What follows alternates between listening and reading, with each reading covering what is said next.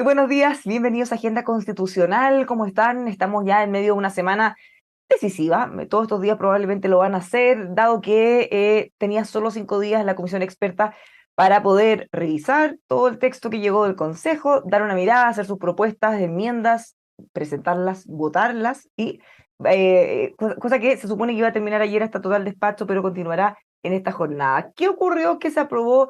¿A qué acuerdos lograron llegar? ¿A cuáles no? Bueno, son temas que vamos a abordar hoy junto a Soledad Bertelsen, académica de la Universidad de los Andes e investigadora de Polis, Patricio Zapata, académico de la Universidad Católica y director del Centro Democracia y Comunidad, y Francisco Zúñiga, presidente de la Universidad, o sea, profesor, perdón, de la Universidad de Chile y presidente, sí, de la Asociación Chilena de Derecho Constitucional. ¿Cómo están todos? Bienvenidos, buenos días. Hola, buenos días. Hola, buenos Hola días. Bárbara, hola Soledad, hola Pancho. Bueno, después de tener un fin de semana y unos inicios de semana con muchísimas negociaciones entre comisionados, expertos, participación de consejeros incluso, partidos políticos, bueno, trataron de llegar a los máximos acuerdos posibles, en algunos casos fue, algunos encuentros pudo haber, en otros no, un acuerdo global no se encontró, por lo que era tan importante ver qué iba a ocurrir en la jornada de ayer en las votaciones. Llegaron más de 600 enmiendas y justamente vamos a hablar de eso en profundidad, Soledad, el barrido, lo que ocurrió, y vamos a ir profundizando en las cosas que se aprobaron y las que se rechazaron.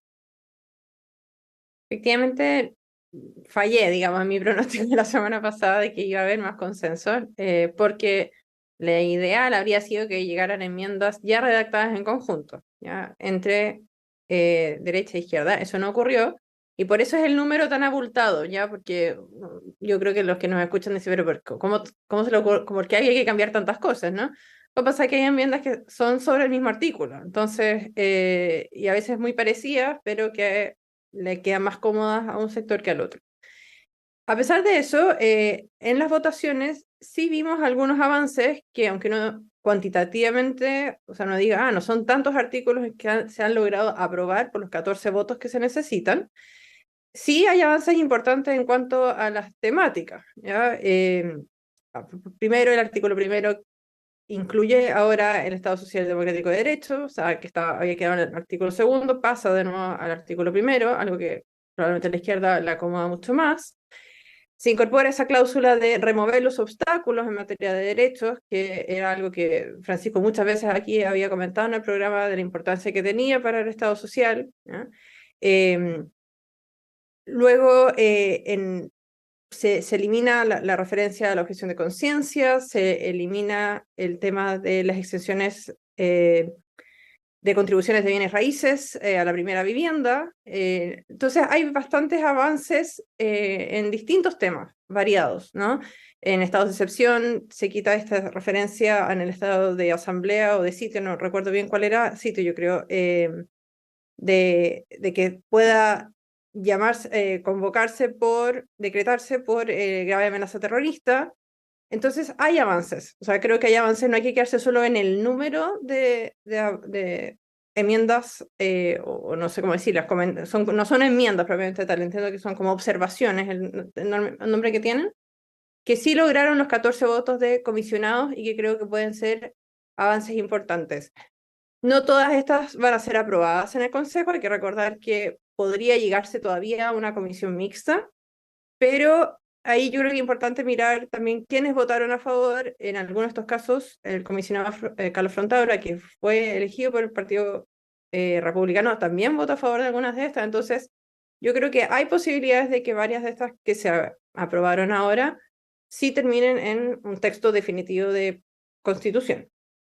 Ya. Ahora, profundizando ya en los temas relevantes, tal como decía, de hecho, en esta cifra de más de 600 enmiendas, hay muchas que son duplicadas, porque llegaron a acuerdos en las comisiones, subcomisiones, pero después no quisieron firmar en conjunto, hay un tema de discusión más político, y se presentaron por separado, así que eso también puede hacer que sea un poquitito menos tediosa quizás la votación, pero eso, noticias en desarrollo. Bueno, de las cosas que ocurrieron importantes, vamos profundizando en algunas y partamos con Francisco. Por ejemplo, el derecho de la vida de quien está por nacer. Este es un tema que se discutió muchísimo en la opinión pública, se presentaron varias enmiendas, el oficialismo quería eliminar de frentón toda esa frase.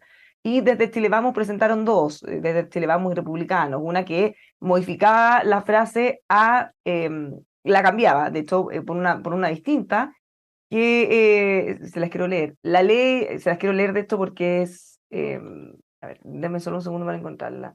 Eh, bueno, después te la voy a leer mejor. Pero el punto es que se rechazó la idea de cambiar y de volver a de quién está por nacer a del qué está por nacer. Y la otra que no recuerdo exactamente la reacción, cambiaba el de quién es del ser humano, la persona. Ella la nombraba específicamente, también se rechazó. Llama la atención que se haya rechazado por parte del oficialismo el volver a del que está por nacer, que es lo que tenemos actualmente en la Constitución, Francisco, y que ya sabemos que no impide que se pueda ejercer y pueda estar vigente la ley de aborto tres causales. ¿Qué pasa ahí?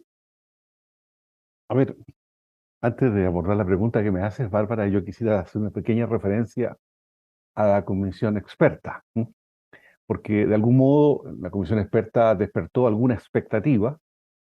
Se dijo, esta es la última esperanza de corregir el texto aprobado en el Consejo Constitucional, y el resultado ha sido un poquito frustrante. No podría decir mucho ruido y pocas nueces. Es como una comedia de Shakespeare con un poquito de gestos, de mohines, malos entendidos y algunas pequeñas traiciones. Eh, la comisión experta, a mi juicio, no fue el espacio de forjar un acuerdo general eh, en torno a observaciones que corrigiesen aquellas enmiendas más duras incorporadas en el Consejo Constitucional, que eran un óbice a un pacto o acuerdo. Yo diría que ese es mi primer balance respecto de la comisión experta. Lo segundo, concuerdo con Soledad Bertersen en orden a que el análisis debe ser más cualitativo que cuantitativo, pensando que hay más de 500 observaciones procesadas en la comisión experta. Muchas de ellas, un número importante de ellas, son observaciones más bien técnicas, ya que tienen que ver con la redacción, la mejora de la redacción del texto, y que fueron votadas con cierta transversalidad. ¿Ya? Sin embargo, en materia de aquellas enmiendas aprobadas en el Consejo Constitucional que eran más divisivas, lo que se produjo al no haber acuerdo fue que habían 3 o 4 observaciones distintas sobre redacción. Y eso era reflejo de la ausencia de acuerdo, simplemente. Y respecto de tu pregunta específicamente, la relativa a la enmienda propuesta por republicanos y que fue aprobada en el Consejo Constitucional en orden a incluir la regla, la ley protege la vida de quien está por nacer, que fue objeto de 4 observaciones, todas ellas rechazadas por no alcanzar el número de votos necesarios para ser aprobada, que es de 3/5. Es una regla a la que, y lo hemos conversado antes, yo no le asigno la importancia que algunos le asignan respecto de la actual legislación sobre interrupción parcial, de las causales de interrupción del embarazo, que naturalmente fueron discutidas y fueron objeto de un requerimiento al Tribunal Constitucional, como todos sabemos. Sin embargo, a tu pregunta, ¿por qué el oficialismo no aprobó la fórmula, la ley protegerá la vida del que está por nacer, que es la fórmula recogida en el artículo 19.1 de la Constitución? Y esto es indudable, porque el oficialismo lo que estaba reivindicando era el acuerdo que se había llegado en la comisión experta a la hora de aprobar el anteproyecto sobre este punto. El oficialismo nunca estuvo por incluir la regla que está en la Constitución vigente. Ahora, uno podría pensar que esa fórmula es menos mala que la aprobada. Ahora, yo le resto un poquito de dramatismo a esta opción dilemática. Yo creo que a la hora de hacer la lectura correcta, la interpretación de la regla, si es un pronombre relativo que designa cosa o un pronombre relativo que designa personas, que es lo que está en discusión respecto del alcance lexical de estas dos reglas yo no le asigno mayor importancia porque creo que es quien interpreta la Constitución, quien hace la lectura de la Constitución, la que le da la correcta, la auténtica interpretación a esta regla. Y sobre esto ya hay mucho avanzado. Y por tanto, yo, lo personal, aquí no comprometo a nadie, yo no le asigno la importancia que otros le asignan a esta discusión. Patricio, ¿cómo lo ves? Porque se ha discutido mucho este tema y claro, tal como dice Francisco, el óptimo del oficialismo era que no hubiera nada. Pero dado que eso ya no era posible, ¿no hubiera sido mejor asegurarse con la reacción que tenemos actualmente y que ya sabemos que permite sin lugar a dudas el aborto tres causales, a diferencia de la nueva redacción que está claro, según todos los expertos, que en ningún caso, solo por el hecho de estar, lo cambia, pero eventualmente puede llegar a abrir una puerta de judicialización en la que eventualmente puede haber un cambio. O sea, hubiera sido mucho más seguro quedarnos con lo que ya tenemos. ¿Por qué no se aprobó eso? Yo quiero partir haciendo un juicio general eh, y quiero partir por lo positivo, porque creo que hay cosas positivas que rescatar. Eh, Creo que los expertos y las expertas vuelven a hacer un aporte, a hacer un aporte. No era sencillo y quiero destacarlo. Yo incluso en algún momento anoche me sentía con un poquito de cargo de conciencia viendo el partido Chile-Perú, sabiendo que ellas y ellos estaban ahí en el centro de la ciudad votando la indicación 448 o la 449 y el resto de los chilenos estábamos viendo los goles de Chile. Fíjate que los expertos de derecha estaban bajo una fuerte presión de no alterar, fue la señal que les mandaron, no alterar el sentido político de lo que habían aprobado los consejeros. Y en muchas ocasiones, muchos consejeros, y muy distintos consejeros, a veces fue Sebastián Soto, a veces fue Carlos Frontaura, Jaime Arancibia, mostraron mucha libertad. Yo quiero destacar eso. Estuvieron lejos de actuar como un bloque. Y por eso eso contribuyó a que pudieran sacarse algunas de las cosas, en mi opinión, algunas de las cosas más discutibles que venían del Consejo. En el caso de los expertos de izquierda, ellos están y están todavía sujetos a otra presión. Y es la siguiente. Yo creo que ven que la posibilidad de un gran acuerdo se desvanece o se desvaneció. Entonces, ¿qué hacer? Contribuir responsablemente a mejorar en todo lo que se pueda, sabiendo que probablemente eso simplemente se mueve en el terreno del mal menor, en el terreno de que no sea tan terrible, pero no es algo con lo cual alguien el día de mañana pueda sentirse feliz o empezar a actuar, digámoslo así, tácticamente y que en el fondo dejar que salga el proyecto con todos sus defectos para hacer más evidente sus problemas y hacer más fácil la campaña del en contra. Evidentemente esa es una disyuntiva, una presión que estaba en el ambiente.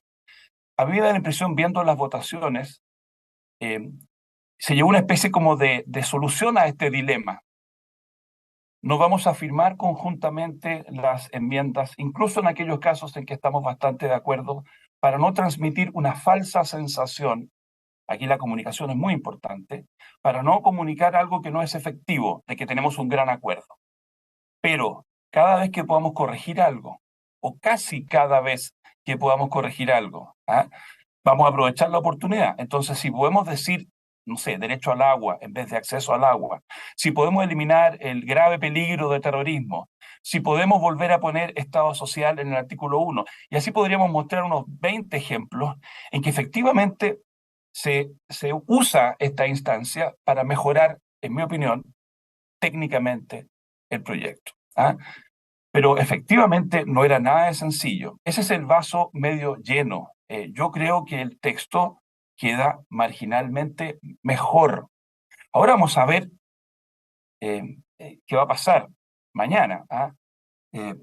Bad Bunny acaba de sacar su último disco, ahora a las 6 de la mañana. La Soledad y Bárbara, que son más jóvenes, saben de quién estoy hablando. Perdona, Pancho, pero no creo que sepas quién es Bad Bunny. Tu hijo puede saberlo. El disco se llama Nadie sabe lo que va a pasar mañana.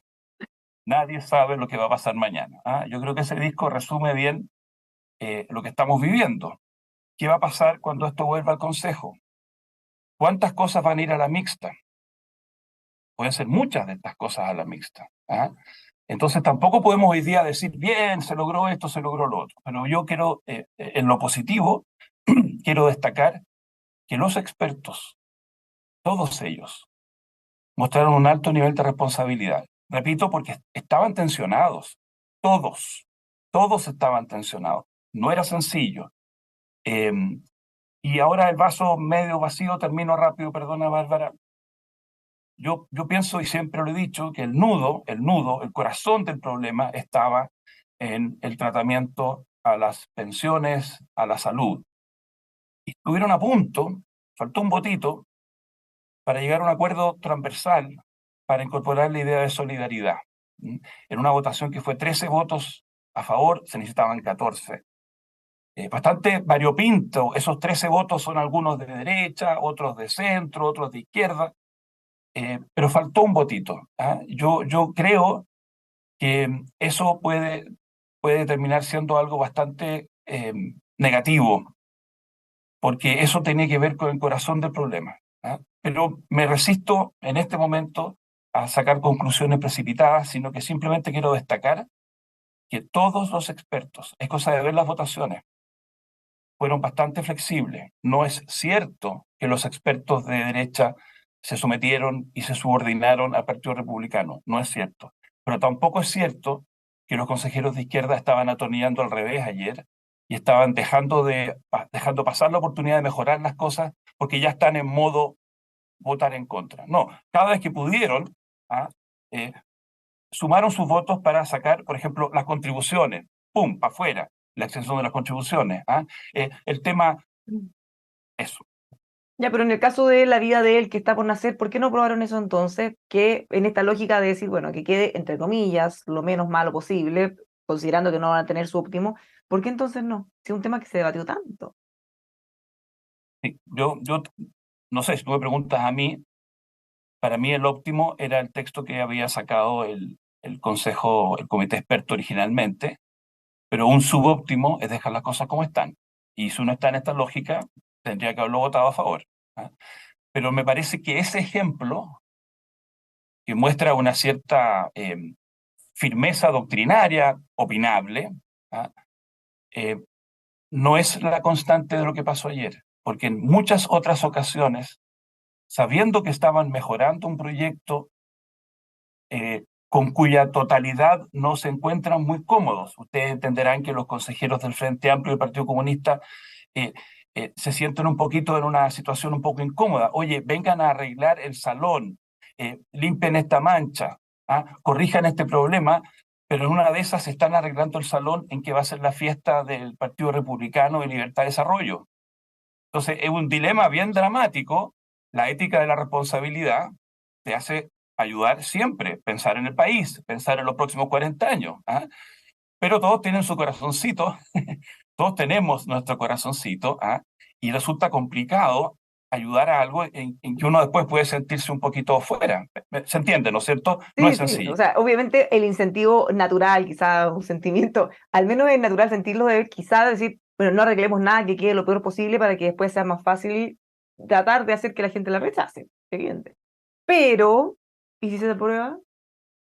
Y si se aprueba, bueno, entonces ahí se van a arrepentir, o saldrían arrepentidos eventualmente, no pueden mejorar aquellos aspectos que se pudieran. Soledad, ¿cómo Bárbara, ve esta disyuntiva? Y Bárbara, no, Francisco quiere decir algo. perdón, sí, solo una interrupción.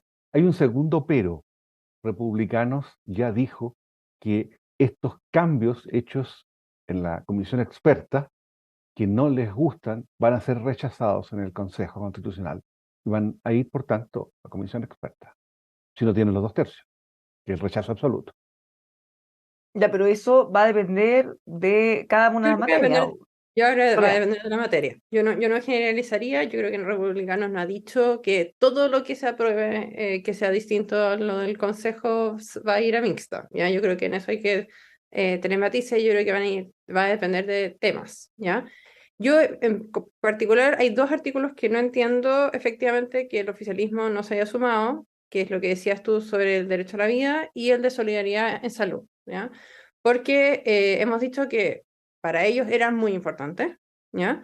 Entonces, de verdad yo no lo entiendo, o sea, no le encuentro la lógica. Creo que la lógica, lamentablemente, es que han mostrado que tampoco estaban tan dispuestos a los acuerdos, ¿ya? Siento que hay que hacer un poco de mea culpa de que durante mucho tiempo se dijo la derecha es la que no está cediendo, la derecha no cede, la derecha no cede. Creo que lamentablemente hemos visto que aquí no era solo la derecha, sino que también era la izquierda la que no estaba dispuesta a negociar algunas cosas, ¿ya? Y yo creo que en eso se ve en esta votación de estos dos artículos. O sea, Patricio dice, claro, hay que fijarse en el grueso. Sí, pero es que estos dos artículos eran cosas que habían hecho mucho ruido. Entonces, por eso, de nuevo, vuelvo a lo cualitativo, ¿no? O sea, ¿qué razón hay para, sabiendo que no tienes la mayoría en el Consejo, sabiendo que no están en la mejor posición, no haber tratado de poner un texto que les acomodara más, ¿ya? Bueno, dicho eso, yo concuerdo con Francisco que yo no le tengo, o sea, entre que diga la vida del que está por nacer o la vida de quien está por nacer, a mi opinión, los dos reconocen un sujeto y esto depende del Tribunal Constitucional. Pero de nuevo, vuelvo, en la lógica de lo que la izquierda había dicho, del fondo de la discusión que se había armado, yo no entiendo la posición. O sea, Bueno, lo creo que coherente hubiera sido que lo aprobaran. claro, lo que muestra es que en el fondo ellos lo que se sienten cómodos es simplemente sacarlo y en avanzar ese aborto libre, y eso es lo que se sienten cómodos, y no en otra cosa. Pero durante muchas semanas la discusión fue otra, ¿ya? Era, estamos retrocediendo, no podemos avanzar. Entonces creo que ahí, lamentablemente yo creo que hay un tema de querer que esto no mejore, de poder hacer un cierto moverse por el rechazo. Me da la impresión, porque si no, la verdad es que no le encuentro mucha lógica. Sobre todo solidaridad, o sea, porque en el fondo solidaridad en materia de salud iba, aunque no fuera la redacción que ellos se sintieran más cómodos, iba en la línea de las otras cosas que sí aprobaron. Yo les decía que era mover el Estado social para arriba, que era lo de remover obstáculos. Entonces esa es la que menos comprendo de por qué no quisieron avanzar.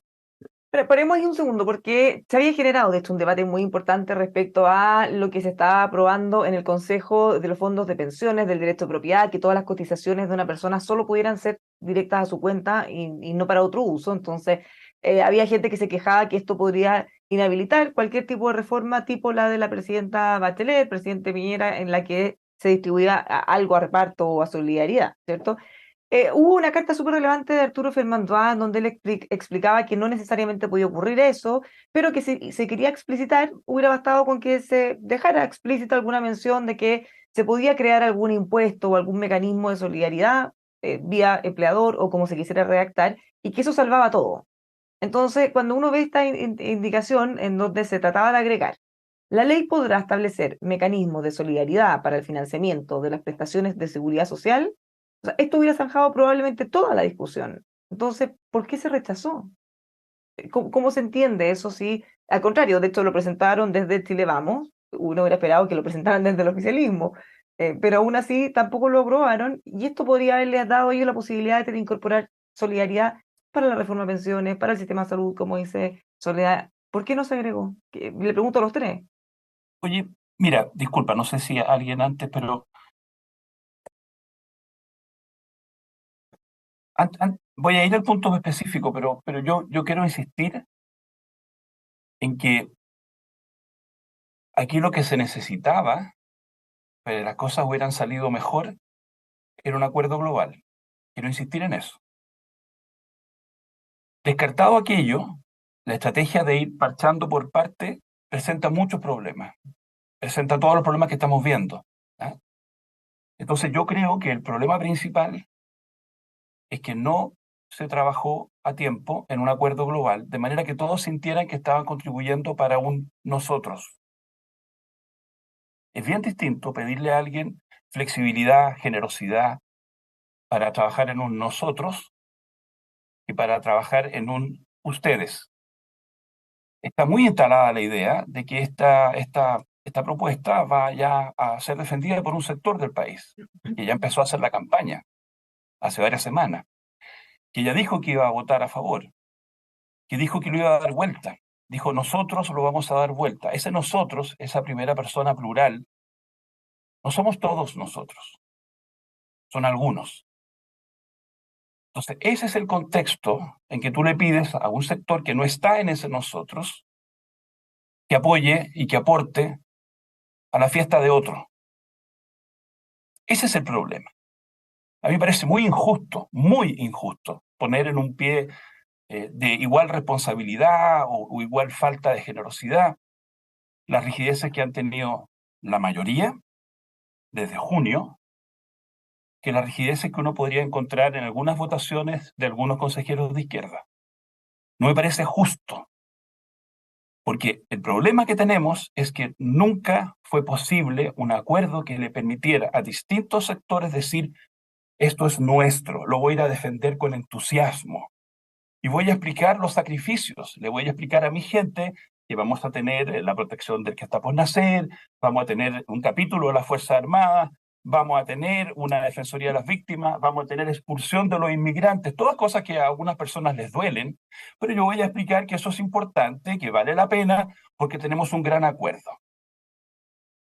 Como no hay un gran acuerdo, es mucho más difícil y a veces injusto pedirle ahora ciertas generosidades y tratar de empatar responsabilidades. Yo en esto voy a mantener lo que vengo diciendo desde mayo. No es justo, es injusto asignarle la misma responsabilidad en la falta de un gran acuerdo a los que tenían todas las posibilidades de hacerlo real, de hacerlo efectivo, y a quienes estaban en una posición minoritaria, derrotada, confundida, y que por lo menos en la etapa donde tenían igualdad de oportunidades, que fue en la comisión experta hasta junio, mostraron bastante flexibilidad. ¿Ya? Ahora voy al punto tuyo. El tema de la solidaridad que se votó para salud, es lo que entiendo que se votó. Yo no tengo la idea de que se haya votado para pensiones, una indicación. Para Seguridad salud, social era que les faltó un exactamente voto, es bien complejo porque la solidaridad algunos la entienden como que los impuestos. Otros entienden que tú puedes tener una cotización que paga el trabajador y habría una otra cotización que sería de cargo del empleador y sobre esa podría haber solidaridad, pero eso es un impuesto o nunca hubo, creo yo, la voluntad de mantener el texto que había sacado la comisión experta. Ese era un texto muy bueno. O mantener el texto de la Constitución actual, tal como está. Esas eran las dos soluciones, a mi juicio, adecuadas. Agregarle esta referencia era una imperfecta solución. Yo le habría votado a favor en lo personal, pero entiendo que algunas personas no la hayan votado a favor porque es discutible que asegure que tú puedas tener un proyecto como el de la presidenta Bachelet. Es discutible que con esa redacción tú puedas tener un proyecto como el del presidente Piñera. pero En quizá cambio, más cerca de cómo estaba en el Consejo. por supuesto, y como yo soy una persona en la medida de lo posible, como está en mi ¿Pragmático? ADN, en la medida de lo posible, como soy el niño símbolo de la medida de lo posible, yo habría votado. Pero no le podemos pedir a todo el mundo que actúe así, y el gran acuerdo no tiene que ser solamente con personas como uno. Soledad, Sí, Francisco, o yo Patricia. quisiera hacer dos alcances. Eh, el primero puntual respecto de solidaridad. Eh, la referencia al principio de solidaridad aislada en una regla no tiene mayor significado, ¿m? Porque aquí la discusión de fondo es sobre libre elección. Y es una discusión eh, compleja porque o es libre elección sobre sistemas o es libre elección sobre prestadores. Y de ese punto de vista, las reglas aprobadas hasta ahora son mucho peores que las reglas existentes en la Constitución vigente. Porque no es que constitucionalicen un determinado modelo, no. Constitucionalizan el status quo en materia de salud previsional y pensiones. Y yo sobre esto voy a hacer todo lo reiterativo que pueda, porque es un tremendo error que peca de inmediatismo, consagrar un status quo que está fallido. Si el status quo en materia de salud previsional hoy día está en default financiero, no es sostenible. Pero la ceguera es tanto que se recoge la fórmula de que haya un plan universal de salud y se dice ofrecido por instituciones públicas y privadas. Por favor, eso es no entender cómo funcionan los sistemas de provisión de bienes públicos. Ninguna institución privada te va a ofrecer un plan universal de cobertura.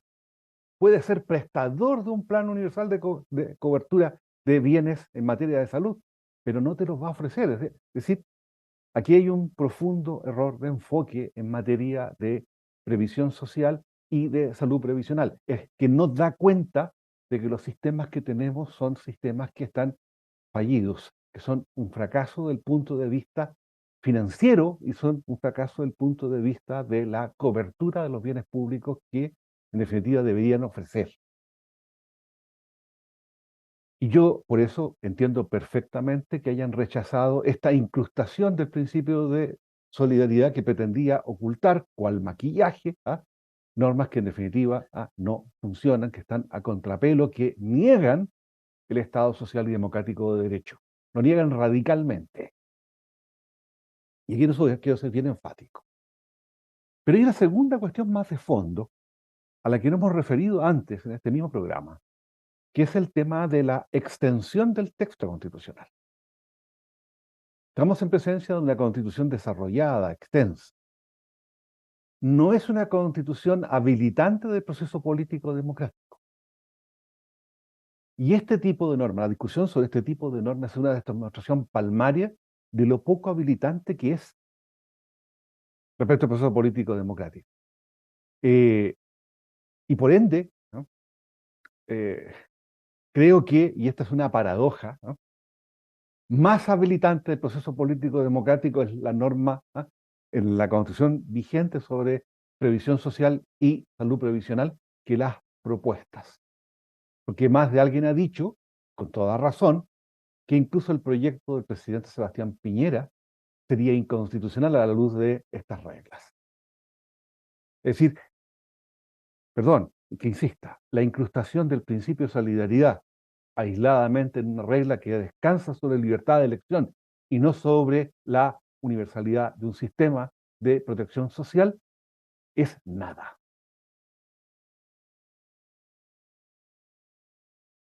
¿Soledad? Yo creo que eso también nos lleva a una discusión mucho más importante, que es por qué si la Constitución vigente se considera que era habilitante, partimos con toda esta discusión. O sea, se supone que había un diagnóstico de que no podíamos gobernar con la actual Constitución, de que no podíamos hacer las reformas sociales en base a esta Constitución. Entonces, o sea, yo entiendo el punto de Francisco, pero en el fondo quizás nos lleva a una discusión mucho más profunda, que es, bueno, ¿y qué vamos a hacer si se va a rechazar? Nos quedamos tranquilos porque efectivamente estamos de acuerdo que que esta Constitución vigente entonces sí era habilitante, porque eso es una responsabilidad del fondo de quienes han promovido que esto era absolutamente necesario, y quizá es la discusión más profunda que tenemos que tener como país de que las prioridades de la gente se podían lograr sin hacer este cambio, ¿no?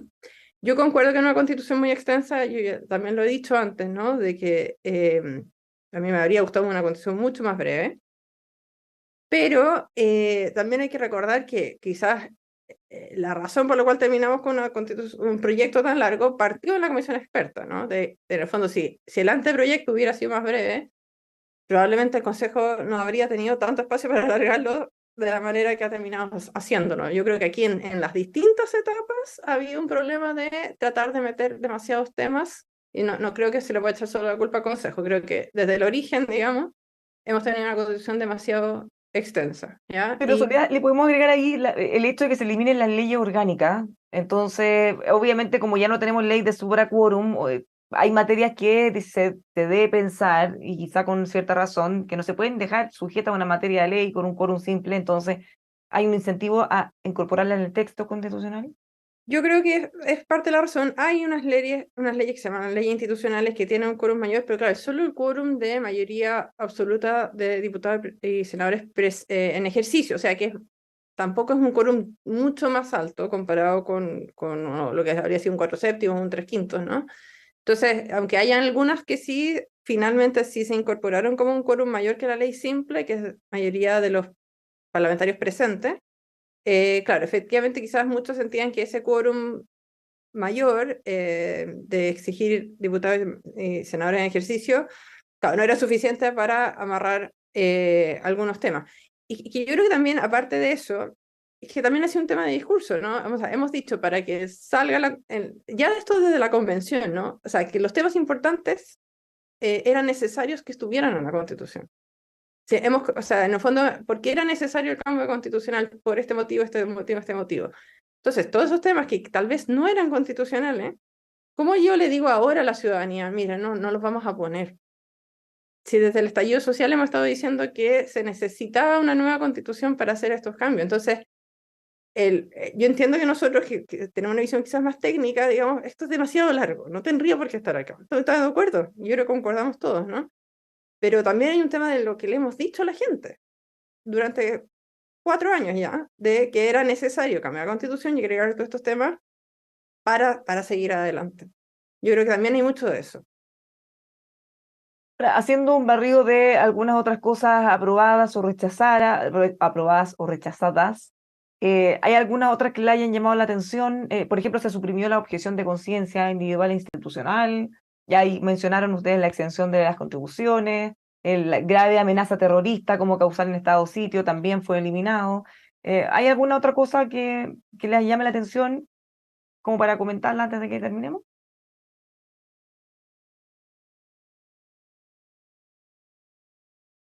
Me gustan, ¿no? Están muy Yo tenía una concentrados. más. Yo tenía una más por ahí. Recuerdo que Francisco me puede corregir que la semana pasada había hablado de que le preocupaba el tema de las indemnizaciones responsabilidad del Estado legislador. ¿Ya? Y entiendo que se mejoró la redacción. Él me puede corregir si esa era la norma Sí, en se la cual mejoró hacía referencia. en ambas disposiciones. Entonces, Sí. se restringió mucho más, ¿ya? O sea, que en el fondo por discriminaciones, pero no porque el legislador me produzca un agravio desproporcionado, sino que se limitó mucho más la posibilidad de que esas indemnizaciones se produzcan, lo cual creo que es positivo. Y también la cláusula relativa a que la ley es la encargada de armonizar los derechos fundamentales y poder regular, limitar o restringir, y no, se decía que antes solo la ley era la que podía complementar, y yo entiendo que eso producía cierto problema, porque a veces efectivamente las normas de rango administrativo también complementan. Entonces creo que ahí también hubo una mejora importante, que puede sonar muy técnica, de que en el fondo la reserva legal, que solo la ley podrá, se refiere a la restricción de derechos, pero que la complementación de derechos no es solo por ley. Quería destacar esas dos que se habían logrado aprobar. El tema que plantea Soledad es bien técnico, pero es bien importante y práctico. Es bien técnico porque es un avance que se consagre una regla sobre responsabilidad patrimonial del Estado legislador. No hay ninguna razón para que el Estado legislador no sea también responsable de daños. El problema era, la norma era muy abierta, se corrigió en su apertura, se limitó a proporcionalidad y a discriminación. El problema es que no se estableció el título de imputabilidad, es decir, no se exige la declaración de inconstitucionalidad previa de la ley que interviene provocando daño en la esfera patrimonial de particulares. Ese es un hierro desde el punto de vista práctico, que va a favorecer de cristalizar esta norma, finalmente en texto, y si se aprobare, lo que va a favorecer es una enorme litigiosidad en contra del fisco por intervenciones regulatorias y por exacciones. Y eso va en definitiva, a la caja fiscal. Va dirigida, en definitiva, a disminuir la disponibilidad de recursos financieros por parte del Estado. Y ese es un tema delicado, porque al mismo tiempo la norma, también aprobada, dice que solo el Tribunal Constitucional puede declarar la inconstitucionalidad de la ley, pero no está previsto como requisito para la responsabilidad patrimonial precisamente el título de imputabilidad perfecto. Entonces, esto debería ser un dolor de cabeza para los próximos ministerios de Hacienda si se aprobare finalmente. Patricio, finalmente. Muy cortito. Yo creo que es bien sugerente la invitación que hace Soledad a que hagamos después una reflexión bien de fondo, a volver a la pregunta básica. ¿Por qué hemos estado como país durante tantos años discutiendo sobre esto? ¿Ah? Em, yo quiero recordar, por lo menos, lo que ha sido para muchos de nosotros la fuerza detrás de este impulso. Una constitución, yo le puse la casa de todos y todas.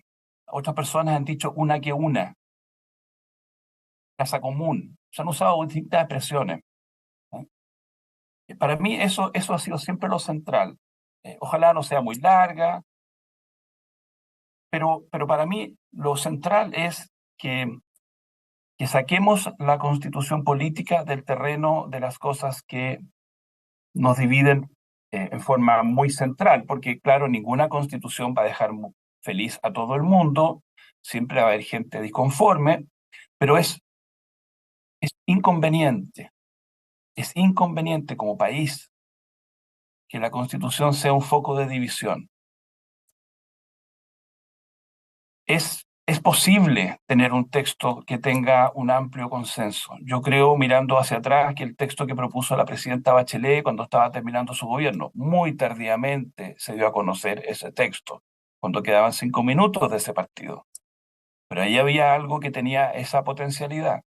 Los expertos fueron capaces de llegar a un texto que tenía esa potencialidad. O sea, es posible, no es imposible.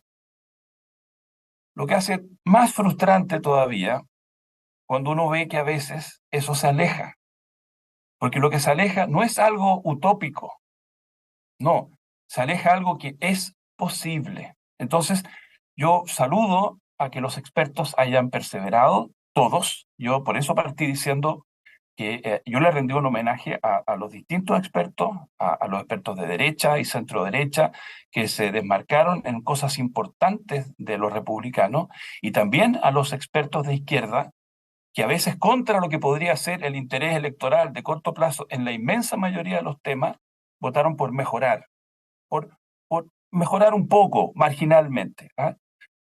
Pero no olvidemos nunca cuál es el objetivo, cuál debiera ser el objetivo. Y lamentablemente la falta de un acuerdo global es muy difícil que uno pueda decir, aquí tenemos una que nos une o una casa de todos. Y nos están empujando una vez más a una votación donde vamos a estar divididos. Divididos no 80-20, no 70-30. Ese es el tema central, ese es el tema principal, Bueno, creo yo. se va a votar por parte del Consejo todas estas enmiendas que todavía se están votando en la Comisión de Expertos a inicios de la próxima semana, así que el próximo viernes tenemos ya hartas novedades y vamos a tener un poquito más de claridad en qué ocurre, cuántos de estos cambios se aceptan o no, qué va a pasar, se va a crear una comisión mixta, en cuántos de esos artículos, en qué temas los más relevantes o no. Bueno, todo esto es noticia en desarrollo. Patricio, Soledad, Francisco, muchas gracias como siempre, que tengan un muy buen fin de semana. Hasta luego. Chao. Nos encontramos el próximo viernes, pero todas las noticias, entrevistas, comisionados, expertos, consejeros, demás, aquí en emol.com.